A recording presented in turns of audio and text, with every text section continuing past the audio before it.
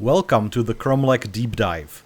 My name is Pavel Makal. I'm the PR manager at Perun Creative, and today I will introduce you to various gameplay elements of Kromlech in greater detail.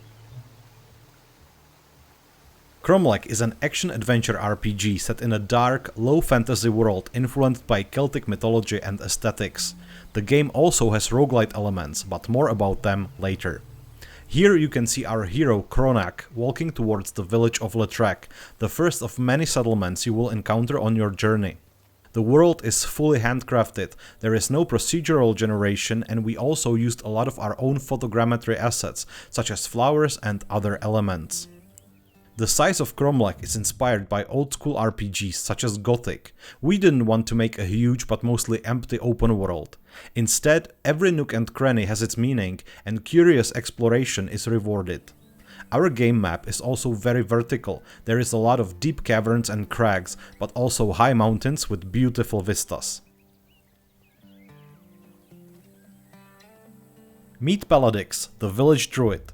You can trade various resources with him, but he can also help you craft all kinds of brews to help you on your journey.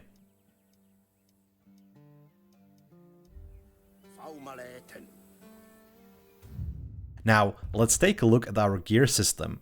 This is just a small taste of many armor pieces you will be able to acquire during the game. You can mix and match to your heart's content, and every piece of equipment can also be upgraded with special inscriptions.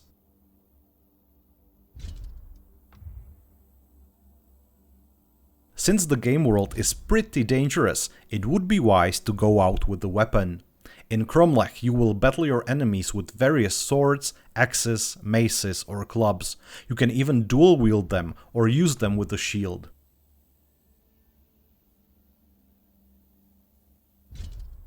Okay, now our hero looks like something straight out of a horror movie. Let's put on something more fitting for a Celtic warrior and head out of the village.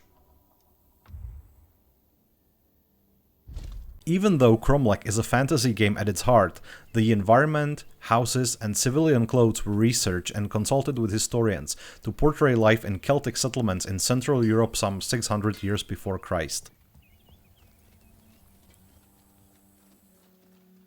Now, let's talk a bit about our combat system. Kromlech enters a small camp inhabited by a group of basic enemies we call bandit scum. As you can see, they don't have any meaningful armor and they can be disposed of pretty easily using just simple fast attacks called small strikes. Good riddance. But this is going to be a bit more challenging. This creature is called a lurg. He is pretty strong, but this particular specimen is also heavily armored.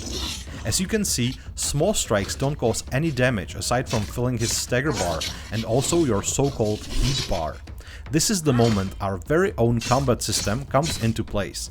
We call it RTL, short for right, torso, left. You see, the heavy attacks or big strikes can be aimed in the desired direction, so you can hit enemies' weak points or attempt to destroy a piece of armor and make a new weak point. Armor placement on enemies is randomized, so you need to observe them and choose the best approach.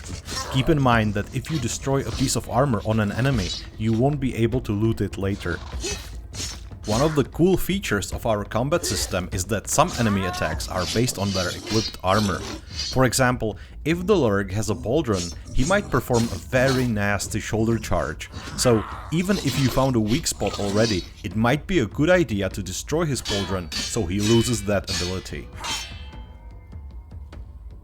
After sustaining a lot of damage, the lurg starts to be more defensive, but don't worry, you can still break his guard and take him out. Combat in Kromlech is tactical, challenging and ultimately rewarding.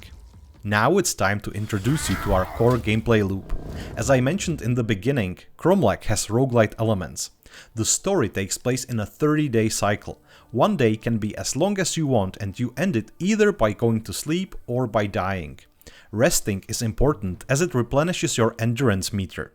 You use endurance for healing, fast traveling and some smaller activities such as opening chests without lockpicks. When your endurance drops, you get debuffs, pushing you to start another day. But beware, Time is your most precious resource, as new day might bring a brand new challenge. Introducing our Crisis system, the crucial part of Kromlech experience. Each couple of days, a new crisis might emerge in the world. Crisis is a major event that can shape the future of the realm. In this particular scenario, a band of exiles come into the area and they start causing trouble. You have 3 days to solve this crisis, and if you don't, there is going to be consequences, as you can see on the right side of this screen. A good way to deal with the crisis is to start completing quests that are connected to it. This way you earn crisis points and you mitigate the possible consequences. One thing to note is that we don't exactly tell you how many crisis points will each quest give you. We believe players are smart, so we want you to read the quest description and think about what is requested of you. In this particular quest, you are asked to kill 2 bandit leaders. Well, that will probably make a big impact, right? If you were, let's say, asked to bring 5 chicken breasts to Granny what's her name, you'd probably guess it won't help that much. But don't worry, we don't have those kinds of quests in Kromlech. The consequences you don't deal with become world scars, and they will be active for the rest of the current cycle, making the world subsequently more difficult. Bear in mind that you have limited time to deal with the crisis, so losing a day by dying or having to rest too early because you used up all your endurance for healing is not viable. Some players might find additional challenge in a world cursed with multiple world scars, others will probably rather restart the cycle and try again. The good news is we have a lot of crises and quests available, and they also have multiple solutions and approaches, so each and every new run is an opportunity to experience something new and try a different way. One thing that should help you in your future endeavors is our RPG system. In its center lie the epithets, heroic names you gain for your heroic deeds. Let's say you find a stone tablet speaking about some ancient hero who managed to kill a monster with his bare hands. You might want to try it as well, and if you are successful, you might gain an epithet. You can have up to 7 of them equipped, but you need renown for them to be active. Renown is a special resource that can be gained, for example, by completing quests, but you can also lose it for dying or failing some other way. You strive to be as renowned as possible, because high renown means more epithets active, which in turn makes you a mighty hero. Losing renown will hurt you, because you will feel it immediately by also losing various bonuses. Other parts of our RPG system are various skill trees, combat techniques, and also war paints you can combine for powerful bonuses. If you unlock them, they carry over to next playthrough. There is a lot more to share with you. The world of Gwern is packed with secrets, dungeons, rifts, gods and demons, and most importantly, adventures. We can't wait to show you more. Until next time, take care.